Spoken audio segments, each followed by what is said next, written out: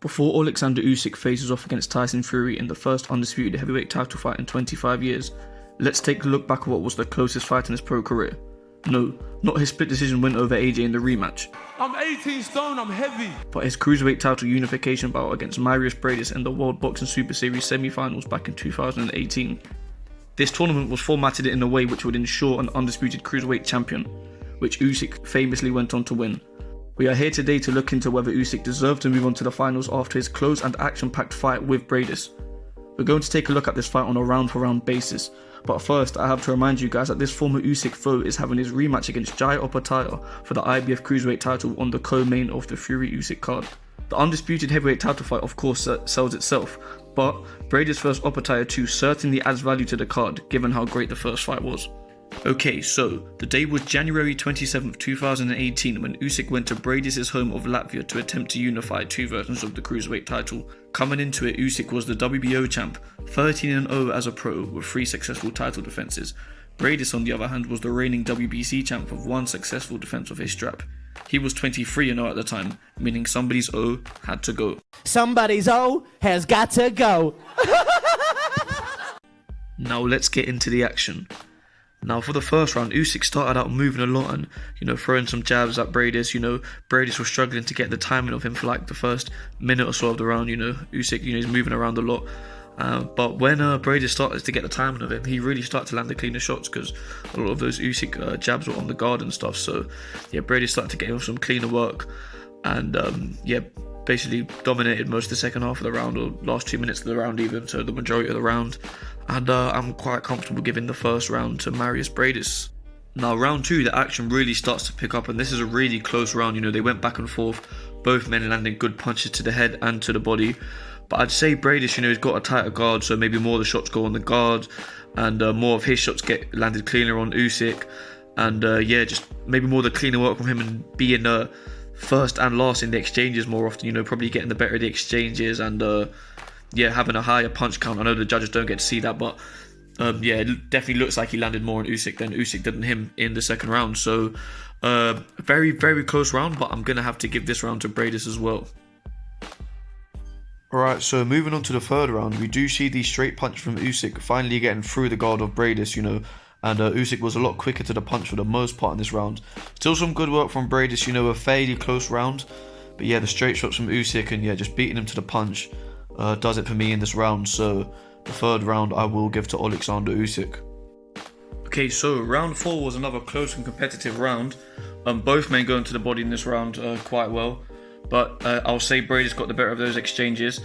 Usyk, his movement's good. He's still making Briedis, miss with his hooks to the head, but the straights are getting through for Briedis.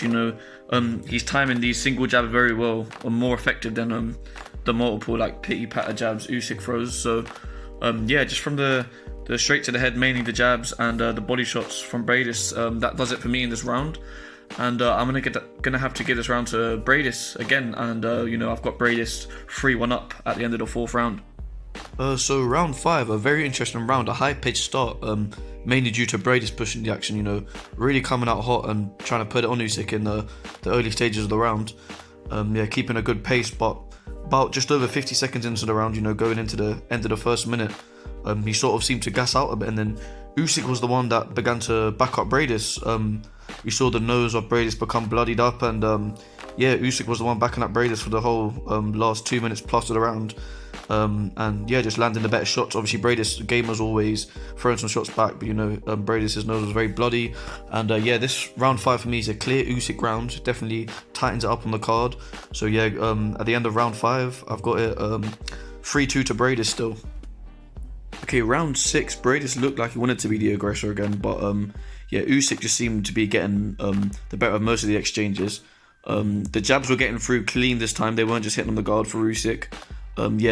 He's more so the one being first and last in the exchanges this time, landing the cleaner work for the most part. Briedis, when they were in close, when Usyk did engage in close, Briedis did land a couple of good shots here and there.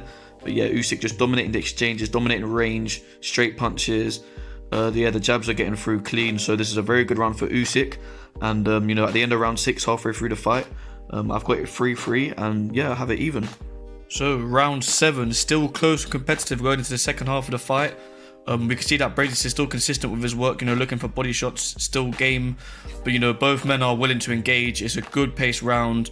But I'd say Usyk, he's coming off looking the better in these exchanges, landing some combinations, finishing last in the combos, catching Briedis. Usyk's guard's more effective. Some of Briedis' shots, a lot of them actually are hitting on the guard of Usyk.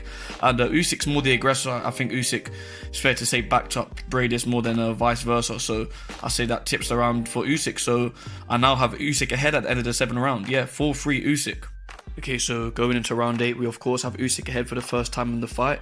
And yes, we see Briedis as game as ever in this round. He's doing some really nice work inside, landing some body shots. He's coming forward on Usyk. I would say Usyk looks like more the aggressor this round. And even though Briedis' work looks very nice, Usyk doesn't look too moved by it. Whereas from the start of the round, Usyk was landing these straight jabs to the head, even some straight lefts, and just rocking his head back. So, seeing Briedis' head pop back that much is just more of a reaction to the punches. And we see Usyk start to back him up, just be more the aggressor. So probably landed around the same amount of significant punches, but in such a close round, I'm gonna have to just edge it to Usyk, just from looking more aggressive and just popping his head back a bit more. So after round 8, I actually have Usyk 5-3 up. Definitely a swing round, but yeah, Usyk 5-3 up at the end of round 8.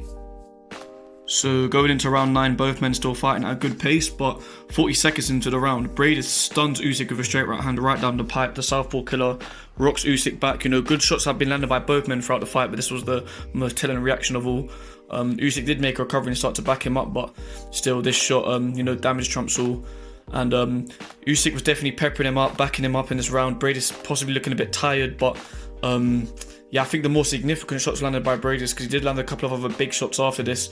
So despite Usyk outlanding him in the round, I would have to edge it to Briedis. And even though Briedis was looking tired around the last 30 seconds, last 10 he got a second win, had a really good end to the round. And this round I'm going to have to give to Briedis. And at the end of round 9 we have it 5-4 to Usyk. So the good pace continues to start round 10. But I'll say as the round goes on, you see a lot more of the clean work, getting off from Usyk, really prolific with the straight lefts in this round, some clean straight lefts, getting through the guard of Briedis. Usyk himself having quite a strong guard, a lot of Briedis' shots hitting on Usyk's guard. So good work from Usyk for the most part of round 10. Okay, so it's important that I stop the action here towards the end of round 10, because Marius Bray-dis lands was clearly a clean right hook to the body.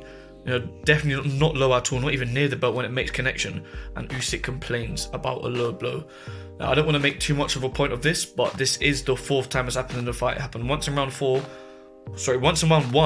once in round 4, and once in round 9, the previous round. So this is the 4th time. Again, this is before the second fight of AJ, where he was complaining about low blows and was hurt to the body for multiple rounds.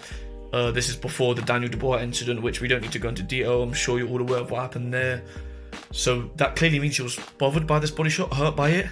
I can't really use hindsight to say, that means that's a lot of damage done by Briedis. So, I'm still going to give this round to Usyk. But, although I have watched this fight, before AJ versus Usyk 2 or Usyk versus Dubois happened, I didn't actually notice this to start with, because obviously this is not something we're looking out for. This is before his weakness of the body was such a known thing. Maybe it was known about back then, but not as publicized as it is now. So, but given that it's the 4th time that he's complained about a low blow that wasn't low, this is his last warning from me. And so if we see this again in the fight, surely the judges, they're watching closely. They're going to notice, wow, he's complained 4 times. So I'm not going to let that sway the round for me. But Usyk's on his last warning in terms of these complaints. Next time, that's damage. I'm calling it damage. Now, I must say that I often identify that people are really bothered by body shots when they don't even throw a punch for the next 2, 3, even 4 seconds afterwards, and they take a little bit of time to breathe. You may not notice them visually back up, but if they don't do anything for a few seconds, they may very well be hurt. Now, Usyk, he did complain, which is, as I said, an indicator, but for the rest of the round, he's very active, he's throwing shots, he's trading, so, we can't make too much of it, but the complaint still, makes you second guess, how well he takes that shot, so we have to take it into account. But definitely a Usyk round, and at the end of round 10, I have Usyk ahead 6 rounds to 4. Yeah, so obviously Usyk has widened the gap going into the championship rounds, which means Briedis will need to win the remaining 2 rounds to get a draw, or if he wants to win the fight, get a knockdown or possibly a knockout. So, we're going to have to see some good work from Briedis going into round 11 and 12 here.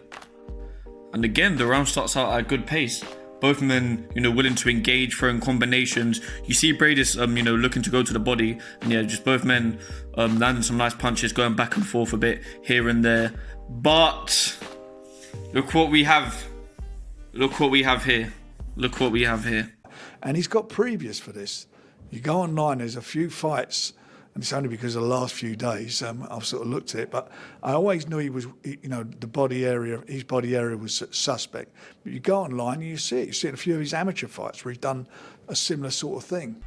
So yeah, this is the 5th time this has happened in the fight, and we can see that he's clearly complaining about shots that are not low, and this time he did actually use it to buy himself a few seconds of time, get a breather, and didn't really throw anything until a good few seconds afterwards. Yeah, so there continues to be good exchanges throughout the rest of the round, and Usyk does have quite a few moments where he backs up Briedis, which is good. We like to see him be the aggressor, but Briedis, he's coming up better in these exchanges, just from the straight rights alone, landing the cleaner work. These straight rights are getting through the middle, as I said, southpaw killer. And yeah, very close round in terms of the exchanges, but that body shot, I'm counting that as damage, so that body shot definitely does it for me and definitely solidifies this as a Briedis round. So at the end of round 11, we have it 6-5 for Usyk. Okay, so Usyk comes up strong in this 12th and final round. He's backing up Briedis from early, looking to land his straight lefts. The straight lefts are definitely getting through the guard. Briedis is still looking to land some shots back, does land a little body shot. He's still competitive in there, but for the most of the first 2 minutes of the round, Usyk's definitely outboxing him, and yeah, the straight lefts are getting through consistently. But with about a minute to go in the round, Briedis rocks Usyk with a straight right hand, and then lands a good follow-up shot, which actually backs Usyk up and forces him to have to clinch, get a little breather for recovery. So that clearly shows that it got some damage done, which is very important when it comes to scoring. And then again, with about 30 seconds to go, he lands a good shot that backs him up to the ropes, starts hitting him on the ropes, which looks great to judges. So, leaning towards Briedis in this round. Now, it does seem biased that Usyk, won the first 2 minutes of the round and Briedis won the last minute. I'm going to give it to Briedis based on the last minute. But, I would say Usyk was steadily outboxing Briedis for the first couple of minutes, whereas the last minute was really Briedis putting it on Usyk, which looks a lot better to the judges, and had a strong end to the round. So, yeah, the 12th and final round, I am going to have to give to Mairis Briedis, which means, yes, I have it 1-14 even after 12 rounds. Yes, I have a draw, 6 rounds apiece. So obviously this is a unification bout. Briedis coming in as the WBC champ, Usyk coming in as the WBO champ, which means, let's say in theory the official judges do score it a draw, then both men keep their respective belts, right? No, it doesn't mean that. Now you're probably thinking, how? So I'm gonna play the official judges scorecards and then I'll explain why afterwards. Craig Metcalf scored this contest 114 even. Robin Taylor and Robert Tapper both scored this bout 115-113 for your winner by majority decision. And now he is the WBC and WBO Cruiserweight Champion of the World, Oleksandr Usyk. So yeah, Usyk officially gets the nod after 12 rounds. One judge having it a draw and 2 judges having it 7 rounds to 5 for Usyk, which is totally fair. Remember how many of these individual rounds are very close. All of them are close, but rounds 2, 3, 8 and 12 in particular were extremely close. Out of those 4 rounds, funny enough, I actually gave 2 rounds apiece out of those 4 respective rounds. But yeah, you could have it 7-5 Briedis, 7-5 Usyk, because of how close each individual round was. Could even have it 8-4 either way.